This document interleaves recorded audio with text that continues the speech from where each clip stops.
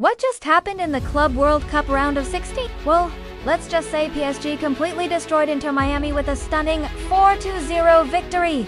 First, it was João Neves, opening the scoring just 6 minutes into the match. He was at it again in the 31st minute, doubling the lead for PSG. And just when it seemed like Miami might get a break, put the ball into his own net in the 39th minute. His team did the job for him, and they did it in style. On the other side of the pitch, Inter Miami never really got going. And if their performance today is anything to go by, they won't fear either opponent. So there you have it, folks. PSG sent shockwaves through the football world with their stunning 4-0 win over Inter Miami. They re-through to the quarterfinals, and they're replaying with a level of intensity and purpose that's hard to ignore.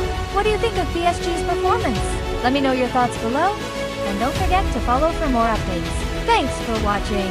They got a few days to recover now, and they'll be hoping for a tough test in the last 8. That's what this PSG team deserves. They want serious competition, and they won't settle for anything less than a hard-fought victory. They had a few moments early on, but those chances fizzled out, and they didn't test Donnarumma in the PSG goal.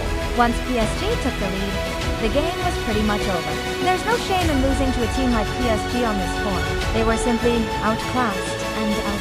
To make matters worse, for Inter Miami, Hakimi added the 4th goal in the 54th minute, completing a first-half demolition. The pre-match talk was all about Messi facing his former club, but PSG had other plans. They came out firing and sent a message to the entire football world. The goals came raining down in the first half. Let's be clear, this wasn't just a win for PSG, it was a statement. They dominated every area of the pitch and left no room for doubt. He barely touched the ball in the first half. His teammates were doing all the damage, and he was almost an afterthought. But don't be fooled by the lack of goals and assists. He pulled the strings in midfield, dictated the tempo, and his mere presence opened up space for his teammates to exploit. Messi's influence runs deeper. The stats tell the story.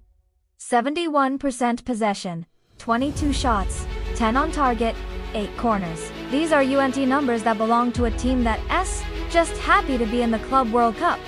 This is a team that came to conquer. They showed some good football there, even if the results weren't what they wanted. As for PSG, their performance can be summed up in one word: dominant.